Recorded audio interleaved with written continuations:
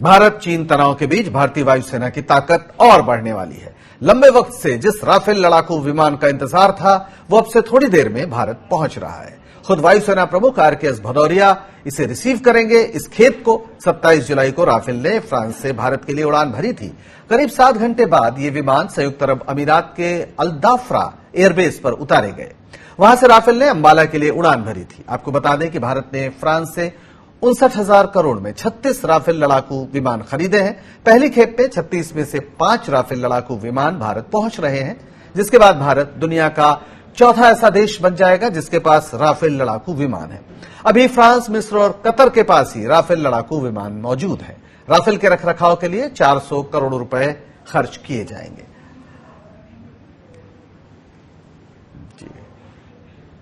जी, तो हमारे साथ पूर्व एयर कमोडोर उदय भास्कर जो रक्षा विशेषज्ञ हैं वो भी जुड़ गए, उनसे बात करते हैं। आप इस बीच स्क्रीन पर देख रहे हैं 7 विमान, एक बहुत ही खूबसूरत नजारा। भारत के आकाश में ये राफेल विमान आ रहे हैं और आपको बता दें कि इसमें 2 सुखोई हैं जो इनके स्वागत में गए हैं। इनको एक तरह से भारतीय वायु सीमा पर इनकी अगवानी करके वो अंबाला ला रहे हैं। तो कुल मिलाकर जो 5 राफेल और 2 सुखोई, 7 विमान आप आकाश में दिख रहे हैं। किस तरह से बादलों के बीच को एक चीरते हुए एक दृश्य बन रहा है, जैसे कोई विशालकाय पंछी उड़ रहा हो। हमारे साथ पूर्व एयर कमोडोर उदय भास्कर जुड़ गए हैं। उदय भास्कर जी, आपका बहुत स्वागत है स्वराज एक्सप्रेस में। आप ये बताएं कि पहले जो पूरा ये आज आगमन हो रहा है राफेल विमानों का, उससे हमारी वायुसेना की क्षमता किस कदर बढ़ेगी? सबसे पहले साहब, मैं स्वराज एक्सप्रेस का धन्यवाद करता हूं कि आपने मुझे बुलाया है।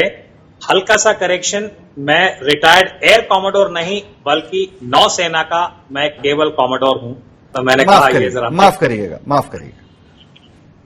और जहां तक अभी जो राफेल लड़ाकू विमान थोड़ी ही देर में अंबाला पहुंच जाएंगे, ये भारत के लिए, खास वायुसेना के लिए जी एक अहम कदम है जी, क्योंकि आपको याद होगा कि पिछले 20 सालों से ये मल्टी रोल कॉम्बैट एयरक्राफ्ट वायुसेना में शामिल करने की जो चर्चा है, ये कई सालों से चल रहा था जी, और कई कारणों की वजह से रुकावट हुई है। और अभी ये जो 5 हवाई जहाज राफेल 4.5 जनरेशन जिसको कहा जाता है, ये वायुसेना के लिए और साथ साथ भारत की जो संपूर्ण, जिसको हम ट्रांस बॉर्डर या सीमा पार सैनिक क्षमता की बात करते हैं जी, उसको काफी बढ़ोतरी मिलेगा। पर मैं ये भी रेखांकित कर दूं कि ये जो 5 विमान अभी आ रहे हैं, ये केवल फर्स्ट जो आप कह सकते हैं कि बैच ऑफ एयरक्राफ्ट है। बाकी एयरक्राफ्ट धीरे धीरे 2022 तक शामिल होंगे। तब हमारे पास करीब 36 जो है पूरा जो नंबर्स है वो आ जाएंगे। और अभी जो एयरक्राफ्ट आ रहे हैं, ये भी मैं बात जोड़ दूं कि 3 सिंगल सीटर है और 2 ट्रेनर है।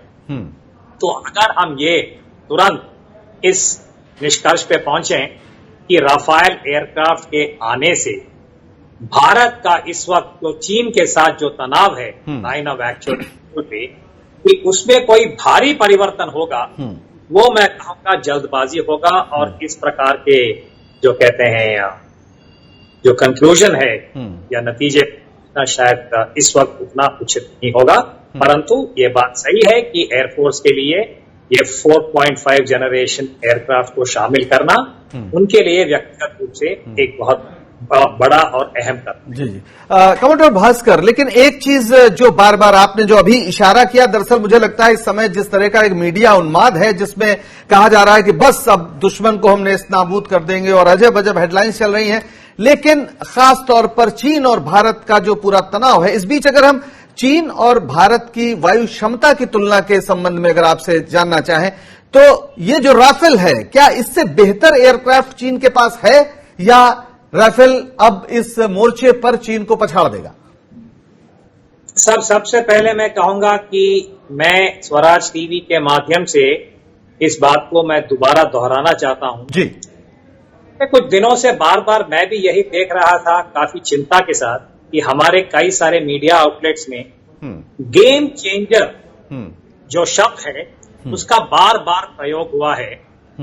और कुछ ऐसे मैं कहूंगा मीडिया के प्लेटफॉर्म्स हैं जिन्होंने ऐसा इसका वर्णन किया है कि जैसे राफेल अंबाला में आ जाएंगे चीन और चीन के एयरफोर्स में एक प्रकार का घबराहट पैदा होगा और तुरंत लाइन ऑफ एक्चुअल कंट्रोल में इस वक्त जो भी तनाव है कि वो हल हो जाएगा। जी, मैं रक्षा व्यक्तिगत रूप से कह रहा हूं कि ये गेम चेंजर का शब्द का जो प्रयोग हम इस वक्त इस्तेमाल कर रहे हैं ये जल्दबाजी होगा, क्योंकि केवल आपके पास 3 कॉम्बैट लायक एयरक्राफ्ट आ रहे हैं, 2 ट्रेनर हैं। ये बात सही है कि अगर आप तुलना करेंगे राफेल एयरक्राफ्ट जो भारत ने फ्रांस से प्राप्त किया है इसको 4.5 जनरेशन कहते हैं जी, यानी कि आधुनिक है। विश्व में सबसे जो आधुनिक मल्टी रोल कॉम्बैट एयरक्राफ्ट में राफेल को जरूर गिना जाएगा जी। के पास जो है इस वक्त उसी प्रकार का फाइटर एयरक्राफ्ट जिसको J-20 कहते हैं। हालांकि चीन का दावा है कि ये 5th जनरेशन है, वो कहते हैं कि ये भारत से भी आगे 4.5 से आगे। परंतु अगर आप एयरक्राफ्ट के अलग अलग जो उसके पार्ट्स होते हैं, कंपोनेंट्स होते हैं, उसकी अगर आप बारीकी तरीके से समीक्षा करें, आप इंजन लीजिए।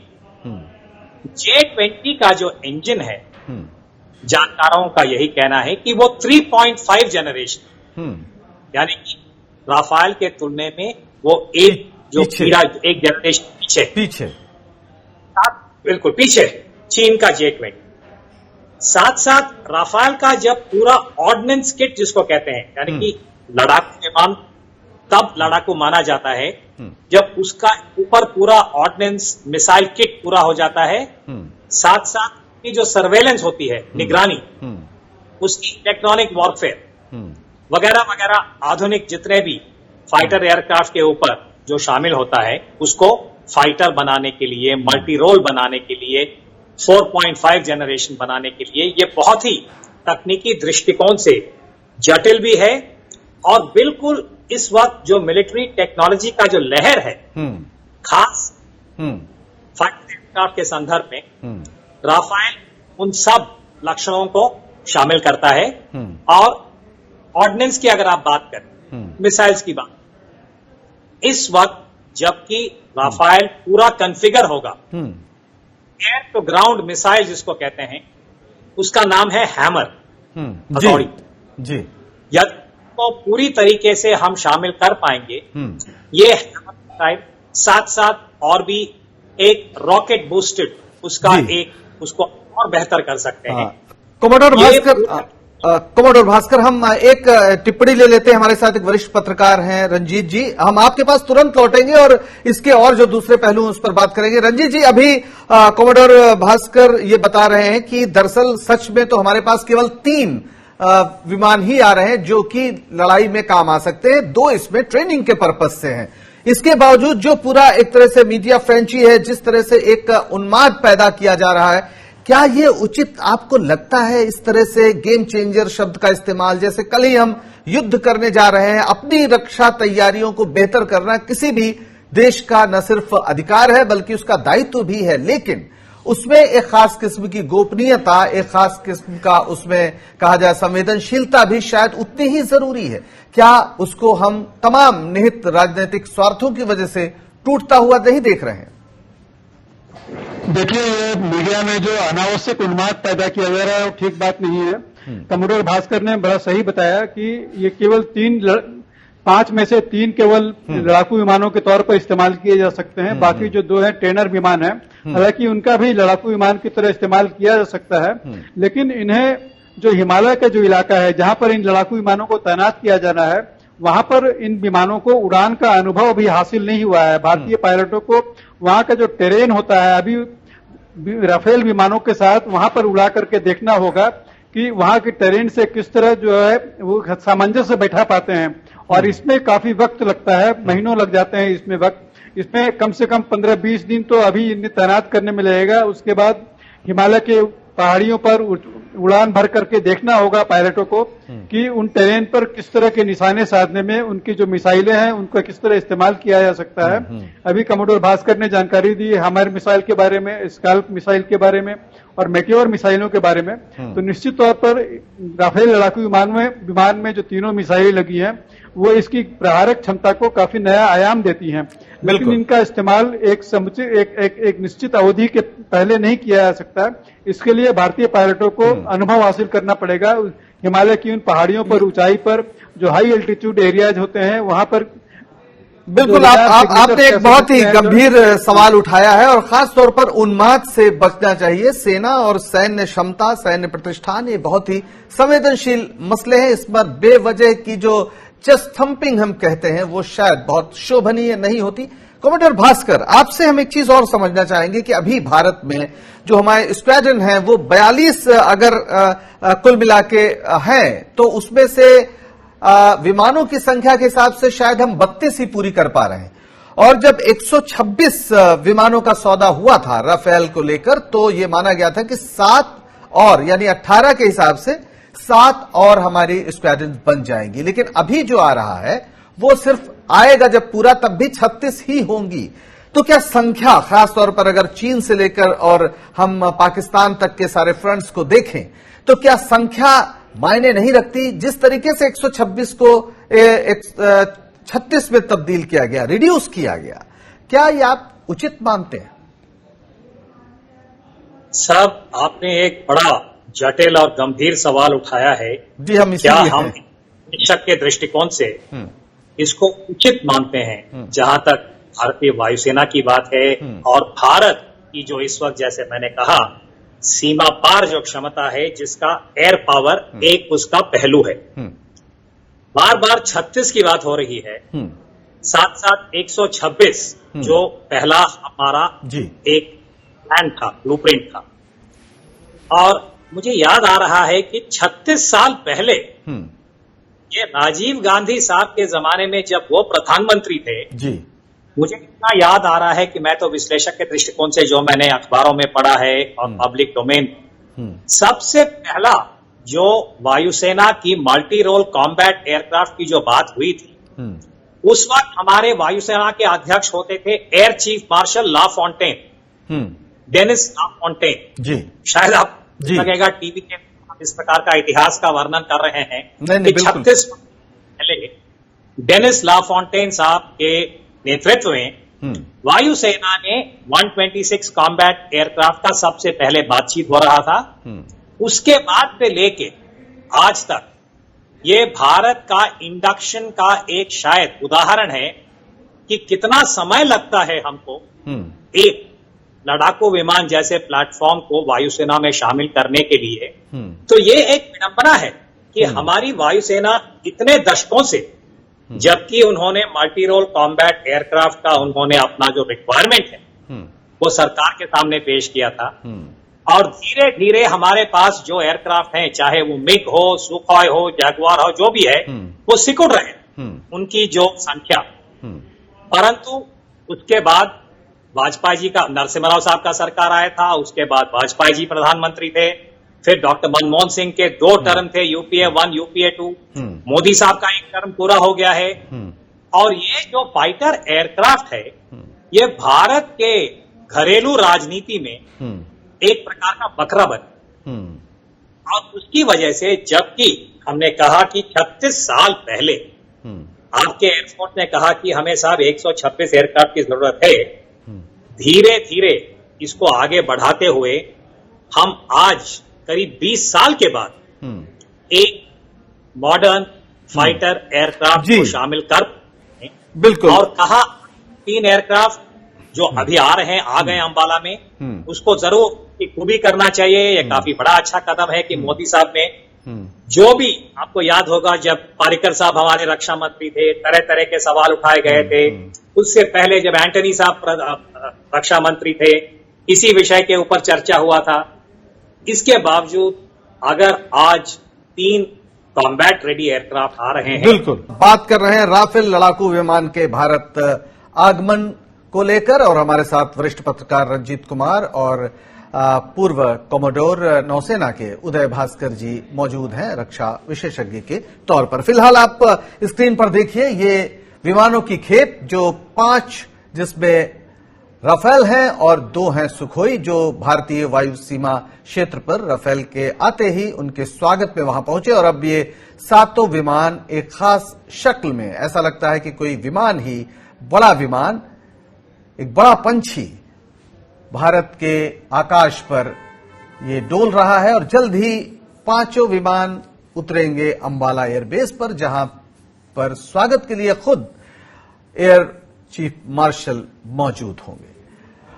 कमांडर भास्कर, हम आपसे बात कर रहे थे ब्रेक के पहले कि किस तरीके से देर होती है। मुझे याद है जहां तक 97 के आसपास सुखोई विमानों का सौदा हुआ था, उसके बाद अब यानी जाहिर है आपने ठीक कहा 20 साल बाद 23 साल करीब हो गए जब नई खेप एक आना शुरू हुई है लड़ाकू विमानों के सिलसिले में। लेकिन एक इस पूरे सौदे को लेकर जो सवाल उठे और जिस तरीके से एचएएल को बाहर किया गया, पहले टेक्नोलॉजी के हस्तांतरण का भी प्रश्न था कि टेक्नोलॉजी हस्तांतरित होगी, केवल 18 विमान बाहर से आएंगे, बाकी सब यहीं पर बनेंगे। और अब जो हमने समझौता किया उसमें जाहिर है हम कह सकते हैं कि कुछ नई तकनीकी शायद हैमर वगैरह की जोड़ी गई हो तो कहा नहीं जा सकता, लेकिन बाकी जो सवाल उठे हैं और पारदर्शिता का जो प्रश्न उठा है और एचएएल को जो बाहर किया गया है, दाम को लेकर जो सवाल उठे हैं, क्या सचमुच उन पर कोई चर्चा करने की अब जरूरत नहीं रह गई है? साहब देखिए, सचमुच चर्चा होना चाहिए कि नहीं, ये दोबारा आपने एक बहुत ही जटिल और गंभीर विषय के ऊपर रोशनी डाला है। मैं इस बात को एक प्रकार से चर्चा में जोड़ना चाहता हूं कि हमारे देश में पिछले 30-40 साल से, आप बताइए साहब, आप पत्रकार हैं, क्या किसी भी राष्ट्रीय सुरक्षा के मुद्दे के ऊपर हमारे संसद में सचमुच तरीके से बातचीत या चर्चा कभी हुई है? मैं कहूंगा नहीं हुआ है। मैंने बार बार इसी बात को दोहराया है कि लोकतांत्रिक देश में अगर संसद के अंदर इस प्रकार के विषयों के ऊपर अगर बातचीत नहीं होता है तो फिर हम किसी प्रकार से आगे नहीं बढ़ पाएंगे। और हमारा जो एविएशन सेक्टर है, ये इसका एक बहुत ही दुर्भाग्यपूर्ण उदाहरण है कि कहां हम एक जमाने में, जबकि 1965 में आपको याद होगा पाकिस्तान के साथ जब युद्ध हुआ था, हम भारत के अंदर एक इंडिजिनस फाइटर बना रहे थे HF-24, जिसको नैट कहा जाता है। आप कहेंगे बार बार अगर मुझे बुलाएंगे आपके प्रोग्राम पे तो हम इतिहास में चले जाते हैं। नहीं, लेकिन वो इतिहास बहुत जरूरी है कमोडोर, क्योंकि इतिहास का सेंस ऑफ हिस्ट्री, उसका जो लोप हुआ है वो शायद हमारी मौजूदा पीढ़ी के लिए सबसे एक परेशानी की बात है। इसलिए स्वागत है आपका, आप जरूर हमें इतिहास बोध हमारा बेहतर करें। तो पंकज जी, ये बात है, संक्षेप में कहूंगा कि 65 में जब हमने थोड़ा बहुत कुछ कदम उठाया था, एक इंडिजिनस फाइटर जो कि जर्मनी के एक डिजाइनर साहब थे, उनके मदद के साथ हमने बनाया था। तुरंत उसके बाद कई जटिल घरेलू राजनैतिक कारणों की वजह से हमने फाइटर एयरक्राफ्ट के ऊपर जितना भी हमने मेहनत किया है हमने छोड़ दिया। हम रूस के साथ या उस वक्त सोवियत यूनियन से हमने मिग एयरक्राफ्ट को शामिल करना शुरू कर दिया है। तब से लेके आज तक हिंदुस्तान एरोनॉटिक्स जो है, उनका जो भी इस वक्त अनुभव रहा है, तजुर्बा है उनका एयरक्राफ्ट के साथ, हम डिजाइन के ऊपर बहुत कम हमने मेहनत किया है। तो उसका नतीजा ये है कि 70 साल आजादी के बाद हम परमाणु हथियार बना सकते हैं, हम मिसाइल बना सकते हैं अब्दुल कलाम साहब जैसे लोगों की वजह से, परंतु अभी तक हम ना हेलीकॉप्टर सही प्रकार से बना सकते हैं, ना कि ट्रांसपोर्ट एयरक्राफ्ट, फाइटर एयरक्राफ्ट तो अभी दूर की बात है। हालांकि हमने प्रयास बहुत किया, पर हकीकत और सचमुच जो आपने शब्द का प्रयोग किया है, सच्चाई ये है कि फ्रांस जैसे भी देश जो है वो डिजाइन ट्रांसफर करने के लिए वो बहुत यानी कि तैयार नहीं होंगे। उसमें कई सारे मुद्दे हैं और हमें देखना है कि जब राफेल डील में काफी एक प्रकार के हमें जानकारी पूरी नहीं है कि किस प्रकार का टेक्नोलॉजी ट्रांसफर हो रहा है, और उससे कमोडोर भास्कर, थोड़ा सा आपको हस्तक्षेप करूंगा। अभी बिल्कुल नहीं हो रहा, लेकिन जो पहले डील थी मनमोहन सिंह के समय, उसमें टेक्नोलॉजी ट्रांसफर का पूरा एक सुविधा वो था, उसका प्रावधान था कि एचएएल में वो सब असेंबल होंगे, यही बनेंगे और उसकी धीरे धीरे वो पूरी तरीके से भारत में ही बनना तय था। ये पहली डील में था, लेकिन दोबारा इसमें बहुत से बदलाव हुए, इसीलिए सवाल उठे हैं। साहब ये बात सही है, और दोबारा मैं कहूंगा कि विश्लेषक के दृष्टिकोण से, क्योंकि मैं इन मामलों का एक प्रकार से स्टूडेंट हूं, जिस प्रकार से भारत के जो सुरक्षा के दायरे में अगर आप देखेंगे, जो हमारा अनुभव या तजुर्बा रहा है, HDW एक पनडुब्बी था और दूसरा बोफर जो आर्टिलरी गन है जी, उनके ऊपर जिस प्रकार से हमारे संसद में और हमारे राजनीतिक पार्टियों के बीच में जो ये एक प्रकार का फुटबॉल बन गया है, उससे हमारी जो सैनिक क्षमता है वो बहुत ही नकारात्मक रूप से प्रभावित हुआ है। और मैं आशा यही करता हूं कि पिछले साल हमने देखा वही प्रकार के आरोप बीजेपी कांग्रेस के बीच में, हम नहीं चाहते हैं कि राफेल जो है इस वक्त वो उसी दिशा में जाए जी। तो इसलिए आज के दिन हम स्वागत करेंगे कि राफेल आ रहे हैं और देखना है कि इससे हम आगे मेक इन इंडिया को कहां तक बढ़ोतरी दे पाएंगे और संपूर्ण तरीके से भारत की जो सैनिक क्षमता है उसको इससे इतना लाभ मिलेगा, खास मेक इन। पंकज जी बिल्कुल, एक छोटा सा सवाल हम रंजीत जी से भी पूछ लेते हैं। रंजीत जी, अभी जिस तरह से सवाल उठाया कमोडोर भास्कर ने कि हमारी जो पूरा पॉलिटिकल जो हमारा सिस्टम है या जो हमारे राजनीतिक दल हैं, वो कैसे सेना के जो मसले हैं उसको फुटबॉल बना देते हैं, क्या आपको लगता है कि ये सचमुच एक बहुत गंभीर मसला है और इससे लोकतंत्र के नाम पर बहुत समस्या पैदा की जाती है और इसमें कुछ निहित स्वार्थ भी होते हैं? देखिए, हथियारों के सौदे में निश्चित तौर पर निहित स्वार्थ होते हैं और इसीलिए इन सब समस्याओं से बचने के लिए, राजनीतिक विवाद से दूर रखने के लिए हथियारों के सौदों में पारदर्शिता बरतने जाने की जरूरत है। देखिए, इस तरह के जो अरबों डॉलर के फैसले होते हैं, सरकार को विपक्ष में भरोसा लेकर के ही करने चाहिए, तभी ये सौदे विवाद से बचे जा सकते हैं। और चूंकि ये सौदे विवाद में पड़ जाते हैं, इनकी तकनीकी क्षमता पर सवाल उठाए जाने लगते हैं, इनकी कीमतों को लेकर के सवाल उठाए जाने लगते हैं, तो इससे सेना के मनोबल पर जरूर प्रतिकूल असर पड़ता है।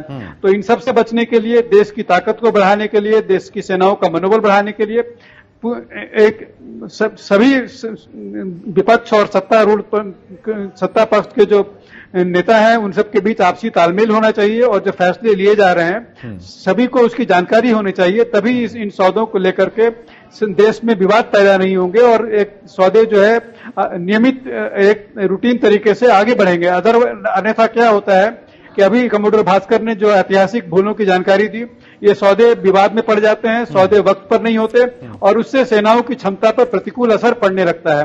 तो निश्चित तौर पर इन सौदों को विवादों से दूर रखने की कोशिश हमें करनी चाहिए ताकि फैसले लेने में सरकार कोताही नहीं बरते, जल्द से जल्द फैसले लिए जाएं और सेनाओं को वक्त पर समुचित ताकत से लैस किया जाए। देखिए, आज जब चीन के साथ तनाव का माहौल बना हुआ है, तब हमारे पास राफेल का विमान आ रहा है और इसे लेकर के काफी उत्साह का माहौल पैदा किया जा रहा है। लेकिन जब ऐसा लगता है कि जब भी हमें प्यास लगती है हम कुआं खोदने दौड़ते हैं, तो ये ऐसा ही माहौल बन रहा है कि अब हम चीन के साथ तनाव का माहौल बना है तो हमारे पास जल्दी से जल्दी नए नए हथियार, नए नए मिसाइलें आ जाएं और उसकी खरीद बिक्री, आपात खरीद की जाने लगी है।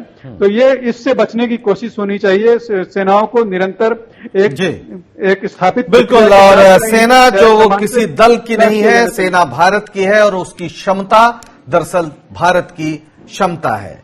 कमोडोर उदय भास्कर और रंजीत जी, आप दोनों का बहुत बहुत शुक्रिया हमारे साथ जुड़ने के लिए।